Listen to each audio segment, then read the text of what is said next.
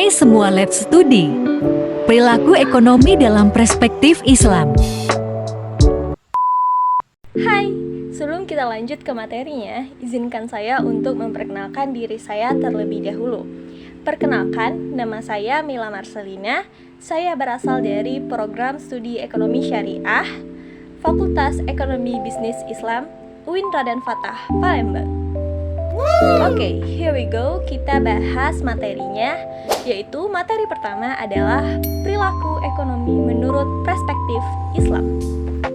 Perilaku ekonomi merujuk pada aktivitas manusia yang terkait dengan pemanfaatan sumber daya produktif untuk menghasilkan barang dan jasa serta mendistribusikan mereka untuk dikonsumsi. Dalam konteks ekonomi, konsep perilaku termasuk dalam ranah etika bisnis dan juga terkait dengan psikologi perilaku dalam kerangka ekonomi perilaku. Namun, pandangan ini berbeda dengan asumsi atau pandangan ekonomi konvensional. Lanjut kita bahas materi yang kedua, yaitu hubungan manusia dengan ekonomi. Manusia dan ekonomi sangat berkaitan karena manusia adalah faktor utama dalam pergerakan kegiatan ekonomi. Dalam ekonomi Islam, manusia dianggap sebagai khalifah Allah Subhanahu wa Ta'ala di bumi ini yang bertanggung jawab untuk mengatur dunia dengan baik. Lanjut materi yang ketiga, yaitu dari Homo economicus ke Homo eticus.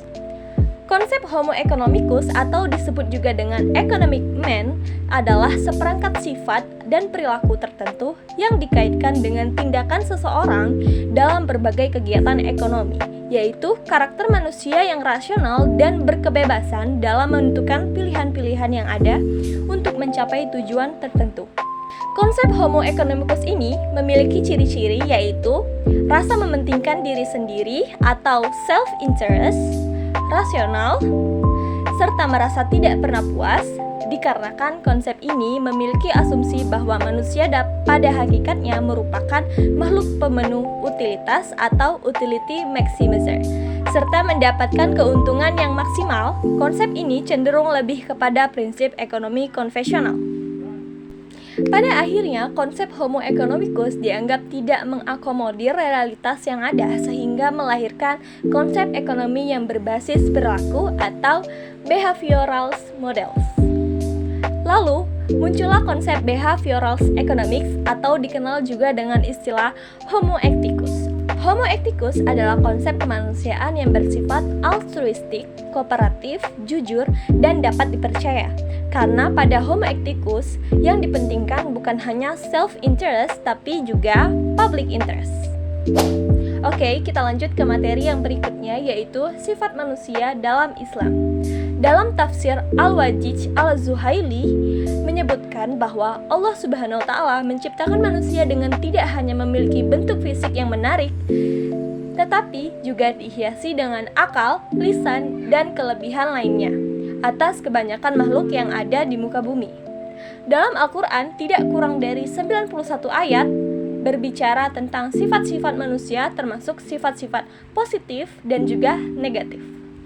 Sifat-sifat itu akan terimplementasi dalam berbagai aspek kehidupan termasuk aspek ekonomi yang kemudian melatar belakangi lahirnya teori perilaku dalam kajian ekonomi.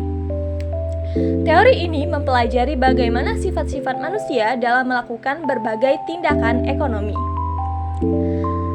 seperti memilih antara berbagai pilihan ekonomi yang ada di hadapannya sendiri, baik dalam hal memproduksi maupun mengkonsumsi.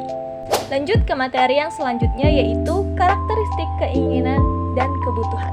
Menurut Imam Al-Ghazali, kebutuhan dikenal dengan istilah hajat, sedangkan keinginan dikenal sebagai istilah syahwat. Yang mana pengertian hajat adalah merupakan cerminan kebutuhan asasi manusia dalam rangka mempertahankan keberlangsungan hidup dan menjalankan fungsinya sebagai manusia, seperti kebutuhan akan makanan, minuman, berpakaian, dan lain sebagainya. Sedangkan syahwat merupakan dorongan atau keinginan manusia untuk memperoleh sesuatu dalam rangka pemenuh kepuasan psikis, dan syahwat tidak terlalu berpengaruh dalam mempertahankan manusia. Lanjut ke materi yang selanjutnya, yaitu konsumsi dan produktif dalam perspektif Islam. Pertama, konsumsi dalam Islam. Dalam ekonomi Islam, kepuasan dikenal sebagai maslahah dalam artian terpenuhinya kebutuhan baik yang bersifat fisik dan juga non-fisik. Oleh karenanya, konsumsi dipandang sebagai upaya pemenuhan kebutuhan akan barang dan jasa yang diberikan kebaikan dunia dan akhirat bagi konsumen itu sendiri. Maslahat duniawi akan terpenuhi dengan tercukupinya kebutuhan dasar manusia seperti sandang, pangan, papan, dan lain sebagainya.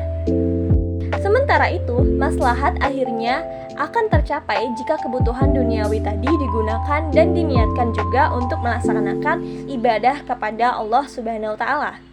Islam menganjurkan manusia untuk menganut pola konsumsi moderat atau di tengah-tengah. Artinya manusia tidak boleh berlebihan atau israf, tetapi juga tidak boleh terlalu apa adanya. Yang kedua, yaitu produksi dalam Islam. Dalam pandangan Islam, produksi diartikan sebagai upaya mengelola sumber daya alam agar menghasilkan bentuk terbaik yang mampu memenuhi kemaslahatan manusia dalam Islam. Produksi dipandang sebagai kewajiban karena bagian dari tugas manusia sebagai khalifah Allah Subhanahu wa Ta'ala untuk memakmurkan bumi dengan segala sumber daya yang telah Allah Subhanahu wa Ta'ala berikan.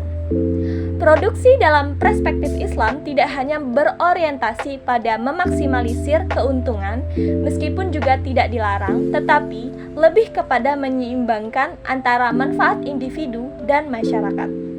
Dengan demikian, dapat disimpulkan bahwa sebenarnya Islam tidak boleh menolak motif produksi yang ada dalam sistem ekonomi konvensional, tetapi mengintegrasikan nilai-nilai moral pada setiap manfaat ekonomi, sehingga ia juga bisa bernilai ibadah yang berkonsekuensi untuk akhirat. Oke, kita masuk ke materi yang selanjutnya, yaitu konsumsi maslahah dalam konsumsi dan produksi. Maqasid syariah atau lebih dikenal dengan istilah maslahah merupakan perwujudan dari unsur pengambilan manfaat dan penolakan kemudaratan dalam kehidupan, baik untuk dunia maupun untuk akhirat. Dari beberapa definisi yang ada tentang pengertian maslahah, terlihat bahwa tujuan Allah Subhanahu wa Ta'ala menetapkan hukum-hukumnya adalah untuk mewujudkan kemaslahatan manusia dengan terpenuhinya kebutuhan. Jika dikaitkan dengan konteks konsumsi, pengertian maslahah bersifat sangat relatif karena individu mempunyai kepentingan yang berbeda-beda. Dalam konsep produksi, seseorang produsen juga harus berpegang pada prinsip dan ikut mendengarkan apa yang diinginkan oleh konsumen. Oke, kita udah berada di penghujung materi ini, yaitu kita masuk ke materi yang terakhir adalah sifat-sifat maslahah. Oke, sifat maslahah itu ada 3, yaitu 1. Bersifat subjektif. 2. Maslahah individu akan konsisten dengan masalah komunitas. Konsep ini menyebutkan bahwa seseorang dapat mencapai maslahahnya sendiri jika dalam waktu bersamaan juga dapat maslahah orang banyak. Artinya, kepuasan pribadi akan meningkat seiring dengan meningkatnya kepuasan masyarakat. Dan 3, atau yang terakhir adalah maslahah mendasari semua aktivitas ekonomi dalam masyarakat, mulai dari produksi, konsumsi, maupun pertukaran atau distribusi. Oke, baik, segitu saja materi yang bisa saya sampaikan pada video kali ini.